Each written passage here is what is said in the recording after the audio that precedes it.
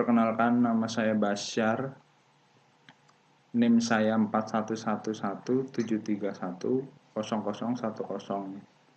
Saya dari Fakultas Teknik Sipil Universitas Mercubuana dengan konsentrasi sumber daya air. Dalam pembimbing saya yaitu Bapak Acep Hidayat, STMT. Kali ini saya mengajukan judul dengan analisa puncak banjir dengan metode Mean Annual Flood atau MAF dengan studi kasus Sungai Kedang Pahu, Kalimantan Timur.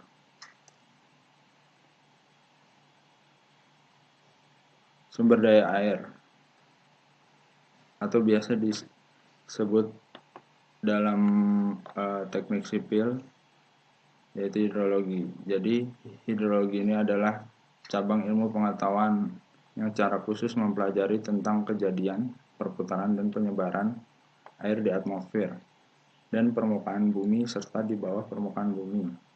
Secara luas, hidrologi meliputi pula berbagai bentuk air, termasuk transformasi antara keadaan cair, padat, dan gas dalam atmosfer, di atas dan di bawah permukaan tanah.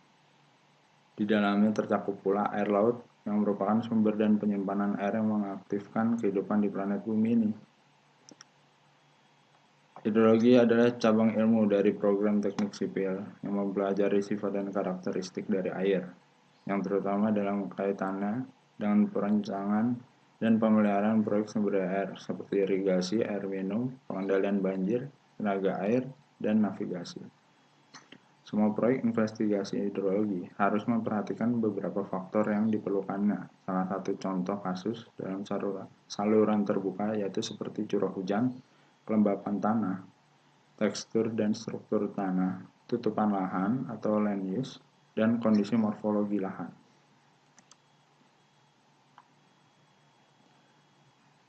Dalam konsentrasi kali ini, saya menerapkan Mean Annual Flood. Mean Annual Flood atau banjir rata-rata tahunan adalah merupakan debit puncak banjir rata-rata untuk menghitung periode ulang T tahun. Menurut Suwarno 1995, perhitungan MAF dapat dilakukan dengan 3 macam metode, yaitu metode serial data, lalu metode POT atau Peaks over Threshold Series, lalu metode persamaan regresi.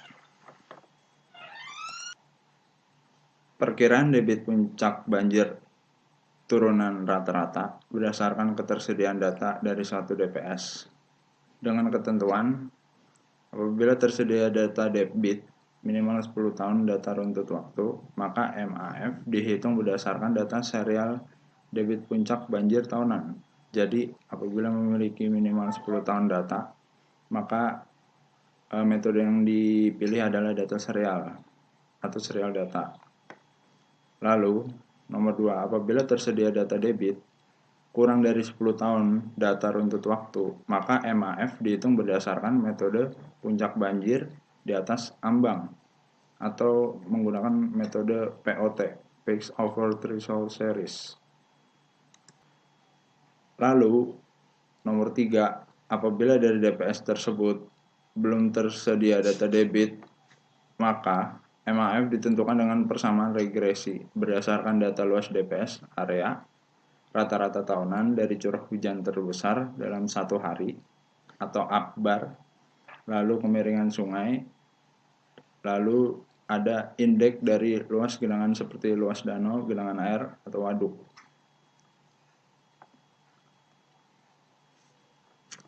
Ya, latar belakang kali ini dalam analisa MAF di Sungai Kedang Pahu, yaitu Sungai Kedang Pahu merupakan salah satu anak sungai Makam yang jarak muaranya sekitar 103,86 km dengan mengukur panjang sungai dari titik rencana pembangunan jembatan, yaitu Jembatan Damai, ditarik melalui trek sungainya yaitu 103,86 km. Rencana pembangunan jembatan ini yang berlokasi pada Kecamatan Damai, Kabupaten Kutai Barat, Provinsi Kalimantan Timur ini yang bertujuan sebagai penghubung antara Damai Kota dengan Damai Seberang, di mana sebelumnya Jika warga Damai seberang ingin bertuju ke Damai Kota atau sebaliknya, harus menggunakan transportasi perahu untuk menyeberangi Sungai Kedang Pahu. Atau jika ingin menggunakan transportasi darat, harus memutar haluan dengan jarak kira-kira 40 km.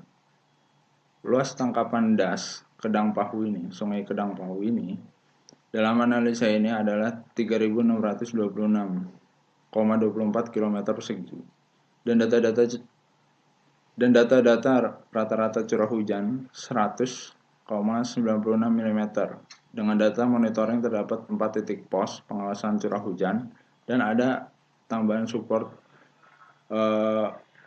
titik pos curah hujan yang berada lebih berdekatan dengan titik jembatan Damai itu sendiri. Ya, untuk kali ini adalah aktivitas banjir. Jadi di aktivitas banjir yang berada di Damai Kota. Damai Kota ini adalah yang berdekatan dengan Sungai Kedang Pahu. Aktivitas banjir ini adalah meluapnya debit air yang berada di saluran terbuka, di mana saluran terbuka ini adalah sungai yang memiliki kemiringan tertentu dan subdas yang beraneka ragam ataupun bercabang. Kondisi banjir di Desa Besik, Damai Kota, Kutai Barat, Kalimantan Timur ini pada tanggal atau pada bulan Maret 2020 diinformasikan memiliki debit yang tinggi sehingga banjir memasuki wilayah permukiman yang berada di bantaran ataupun yang berdekatan dengan sungai. Berdasarkan informasi berita online diperoleh beberapa dokumentasi berikut. Pada area ini terdapat masjid, lalu ada perumahan, lalu ya. Berikutnya adalah tujuan masalah.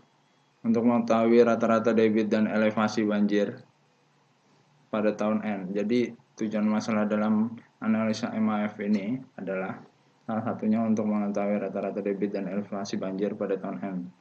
Lalu yang kedua untuk mitigasi dini bagi permukiman dan masyarakat Damai Kota dan Damai Seberang, Kutai Barat. Lalu yang ketiga sebagai pengendalian banjir pada metode konstruksi pekerjaan jembatan Damai. Lalu setelah itu ada rumusan masalah. Rumusan masalah ada 3, yaitu yang pertama, apakah banjir di periode bulan-bulan tertentu menyebabkan terhambatnya aktivitas masyarakat setempat, seperti bepergian atau aktivitas lainnya, seperti ada aktivitas pasar, sekolah, lalu pekerjaan lainnya. Lalu rumusan masalah yang kedua adalah seberapa besar pengaruh debit dan elevasi banjir terhadap aktivitas proyek di lokasi. Jadi pada saat aktivitas proyek jembatan Damai, apakah ada efek lainnya yang diakibatkan oleh banjir ini atau banjir yang menyebabkan keterlambatan ataupun hal lainnya. Lalu ada rumusan masalah yang ketiga, yaitu dampak kerusakan apa saja yang diperoleh setelah terjadinya banjir. Jadi yang nomor 3 ini adalah kombinasi antara dampak yang terhambatnya aktivitas masyarakat dan aktivitas proyek. Jadi itu dikombin. Jadi dampak kerusakan apa saja. Jadi ini lebih luas pandangannya. Lalu berikutnya batasan masalah. Batasan masalah dalam analisa MAF Sungai Kedang Pahu ini ialah, jadi saya memiliki 4 batasan masalah. Yang pertama, dalam analisa ini tidak mendetailkan hal selain pencarian data debit ini sendiri. Jadi tidak termasuk menghitung akuifer, evaporasi, dan evapotranspirasi dalam pengumpulan datanya. Karena dalam ilmu hidrologi, akuifer, evaporasi, dan evapotranspirasi sebenarnya ada sangkut pautnya terhadap debit banjir ataupun dampak banjir lainnya. tapi untuk case atau analisa ini tidak diikutsertakan. Lalu ada batasan masalah yang kedua, jenis transportasi air yang melintas di sungai tidak ditinjau. Untuk batasan masalah yang kedua ini sebenarnya ada sangkut pautnya terhadap pembangunan proyek jembatan damai, karena banyaknya atau banyaknya jenis kendaraan transportasi air yang melintas di Sungai Kedang Pahu ini, apakah ada efeknya terhadap tinggi ambang batas atau tinggi ambang aman dalam pembuatan tiang beton jembatan.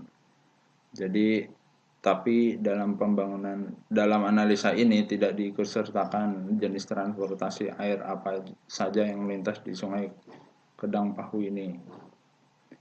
Lalu ada batasan yang ketiga, yaitu data pendukung untuk kegiatan ini, yaitu curah hujan tahunan selama 10 tahun ke belakang. Jadi kami memiliki yang data 4 pos curah hujan. Data tersebut kami kombinasikan secara aritmatika dengan data yang ada itu di 10 tahun ke belakang. Lalu deterministik DAS dan pencatatan elevasi banjir pada tahun 2019 hingga 2020. Itu batasan masalah yang ketiga. Lalu ada batasan masalah yang keempat, data pendukung didapat dari laporan konsultan dan engineer yang melakukan survei mendalam di lapangan. Jadi ada data konsultan yang sebelumnya pernah mendesain dalam hal menentukan tinggi elevasi banjir berdasarkan dengan probabilitas yang direncanakan. Lalu data engineer yang melakukan survei ini adalah berdasarkan data topografi, lalu data permukiman, lalu data foto udara dan data lainnya. Itu adalah sebagian dari data melakukan survei mendalam di lapangan, seperti itu.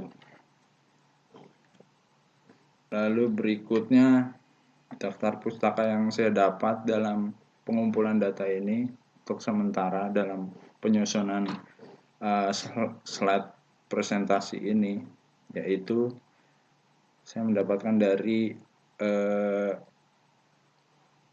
Lely Nurbaiti pada tahun 2007. Dia mempublikasikan metode serial data untuk memperkirakan debit banjir tahunan rata-rata atau MAF di daerah pengaliran sungai DPS Serayu, Citanduy, Kabupaten Banyumas.